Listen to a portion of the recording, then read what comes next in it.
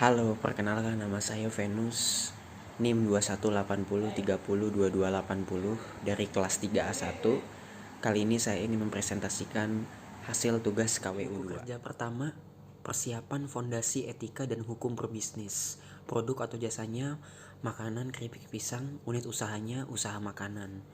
Langkah-langkah yang pertama, identifikasi isu-isu etik dan legal yang dihadapi perusahaan baru. Kriteria kinerjanya 1.1 budaya etik yang kuat dibangun pada perusahaan. Hasil atau rekamannya membangun budaya etik itu dapat mencakupi, saya di sini memilih lead by example dan mengembangkan code of conduct atau kode etik.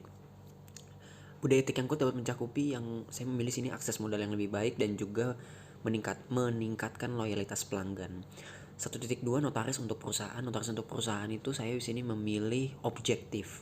1.3 perjanjian para founders disiapkan sebagai kesepakatan pendiri. Perjanjian para founders dapat mencakupi, saya di sini memilih sifat bisnis perspektif dan juga pertimbangan membayar saham atau kepemilikan saham masing-masing pendiri. 1.4 perselisihan hukum dihindari. Perselisihan hukum dapat dihindari dengan memenuhi semua kewajiban kontrak, dan juga saya di sini memilih dapatkan semuanya secara tertulis. Yang kedua, memilih bentuk organisasi.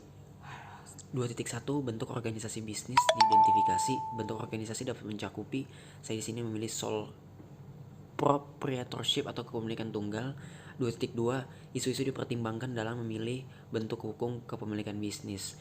Isu-isu bentuk organisasi itu dapat mencakupi, saya di sini biaya pendirian dan pemeliharaan formulir hukum dan juga pertimbangan pajak. Yang ketiga, mendapatkan lisensi dan izin usaha. 3.1 persyaratan izin usaha dipenuhi. Persyaratan izin usaha dapat mencakupi, saya di sini memilih syarat pengajuan SIUP online untuk perseroan terbatas atau PT. Yang pertama ada fotokopi KTP direktur utama atau penanggung jawab perusahaan atau pemegang saham. Yang kedua fotokopi kartu keluarga kakak jika penanggung jawab adalah perempuan. Yang ketiga itu fotokopi NPWP. Yang keempat surat keterangan domisili usaha atau situ. Yang kelima fotokopi akta pendirian PT dan fotokopi surat keputusan pengesahan badan hukum. Yang keenam surat izin gangguan HO dan surat izin prinsip. Yang ketujuh neraca perusahaan. Yang kesembilan pas foto direktur utama atau penanggung jawab pemilik perusahaan berukuran 4x6 2 lembar. Yang ke-9 materi 6.000. Yang ke-10 surat izin teknis dari instansi terkait jika diminta. 2.3.2 izin pajak penjualan diajukan. Izin pajak di penjualan adalah, saya di sini memilih pajak sebelum pajak pertambahan nilai atau PPN yang dipungut atas transaksi penjualannya.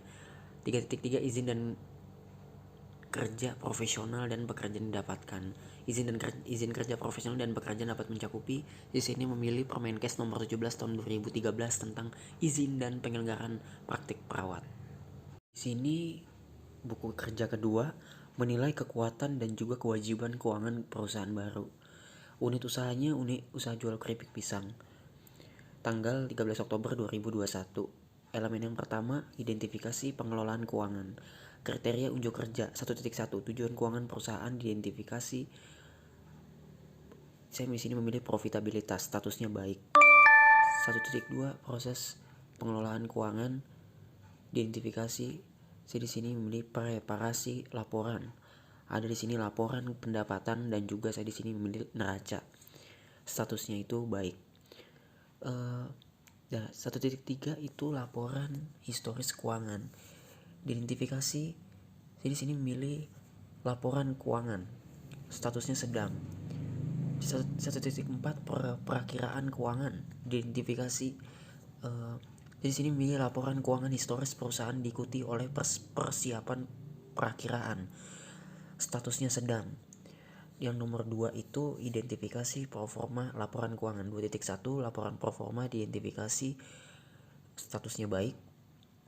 Ada proforma laba rugi dan juga proforma arus kas. 2.2 rasio analisis diidentifikasi, saya di sini memilih likuiditas, statusnya sedang.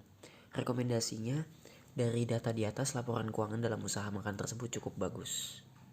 Buku kerja ketiga adalah mengembangkan dan mengelola tim usaha baru. Unit usahanya keripik pisang. Langkah yang pertama, rencana staffing. Kriteria kinerja yang 1.1 kategori okupasi diidentifikasi. sesuai dengan persyaratan bisnis sebagaimana diuraikan dalam rencana bisnis. 1.2 tanggung jawab okupasi diidentifikasi.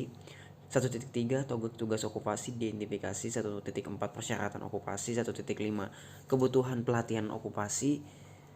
1.6 jumlah tenaga kerja. 1.7 perkiraan mulai bekerja atau identifikasi untuk setiap okupasi. 1.8 FTE atau full time equivalent. 1.9 perkiraan durasi kontrak. Nomor 2 rekrutmen, pelantikan, pelatihan dan juga mempertahankan tim. Rencana seleksi dibuat berdasarkan kriteria seleksi, kebutuhan bisnis dan persyaratan hukum. Rencana seleksi saya di sini memilih mengiklankan lowongan untuk kebutuhan staff. 2.2 proses seleksi dilakukan sesuai dengan kebijakan dan prosedur bisnis. Proses seleksinya saya di sini mencakup memilihnya yaitu diskusi penilaian dengan anggota panel seleksi lainnya. 2.3 itu internalisasi atau induksi anggota tim dilakukan untuk menyadari tanggung jawab dan persyaratan kinerja mereka segera mungkin dan mengambil kesempatan. Di sini saya internalisasi atau induksi anggota tim mencakup di sini memilih memberitahu manajer dan tim kerja tentang penunjukan tim usaha baru. Yang nomor 3 memenuhi kewajiban hubungan industrial. 3.1 hak dan kewajiban di tempat kerja dari pemberi kerja dan karyawan.